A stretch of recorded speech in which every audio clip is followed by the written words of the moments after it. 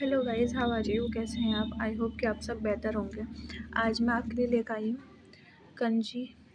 Conditionals, यानी जैसा कि मैंने पहले वीडियो में बताया था, शर्त वाले वाक्य कंडीशनल्स के 4 प्रमुख रचनाएं होती हैं, उसकी तीसरी प्रमुख रचना। पहली और दूसरी रचना की वीडियोस मैंने पहले डाल रखी हैं, आप प्लेलिस्ट में जाकर चेक कर सकते हैं। आज हम कंडीशनल्स की तीसरी रचना के बारे में बात करेंगे। तो देखते हैं। रचना 3 इस पूर्व भूतकाल का वाक्य है। कर्ता कुड, वुड और कुड, माइट, हैव क्रिया का तीसरा रूप है। ये क्रिया के सब तीसरे रूप हैं। प्रयोग, इसका प्रयोग भूतकाल में संभावनीय लेकिन घटित न हुए बातों के बारे में बोलते समय इस रचना का प्रयोग किया जाता है। यानी वो चीज़ जिसकी होने की संभावना हो लेकिन वो घटित नहीं हुई हो, उस रचना का प्रयोग किया जाता है। दूसरे शब्दों में, पहली क्रिया हुई होती तो दूसरी क्रिया हुई होती, ऐसा बताने के लिए इस रचना का प्रयोग किया जाता है। जैसे, यानी जब भी कोई दूसरी चीज़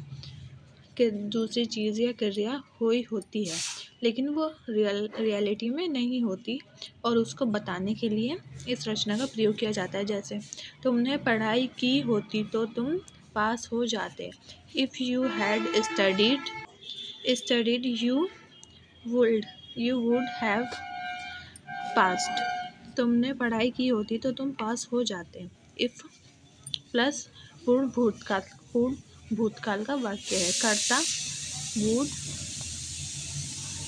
कर्ता वुड हैव क्रिया का तीसरा रूप है। और दूसरा सेंटेंस देख लेते हैं। तुमने मुझसे पूछा होता तो मैंने तुम्हें बताया होता। If you had asked me यानी पूछा होता मुझसे। I would have told you, told यानी बताना। यही अर्थ इफ़ का प्रयोग किए बिना, यानी इसी को इफ़ का प्रयोग किए बिना भी बनाया जा सकता है। हैड कर्ता प्लस क्रिया का तीसरा रूप। इस रचना से भी व्यक्त किया जा सकता है।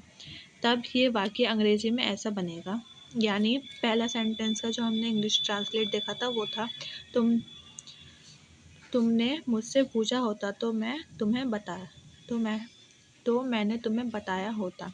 If you had asked me I would have told you. इसको आप ऐसे भी ट्रांसलेट कर सकते हैं, had you asked me I would have told you. Had यहाँ पर इसलिए लगा है क्योंकि चीज़ बीत चुकी है, बात बीत चुकी है, इसलिए हैड लगा है। यानी पूछा होता यानी बीते हुए कल में पूछा होता यानी भूतकाल में। If had you asked me, I would have told you।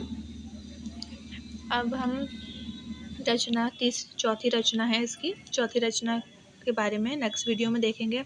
वैसे वीडियो अच्छी लगी है तो लाइक करें, चैनल को सब्सक्राइब करें और ज़्यादा से ज़्यादा शेयर करें। और कंडीशनल्स के चारों रचना में से तीनों रचना की तो आज मैंने तीसरी रचना की आज मैंने वीडियो बना दी है।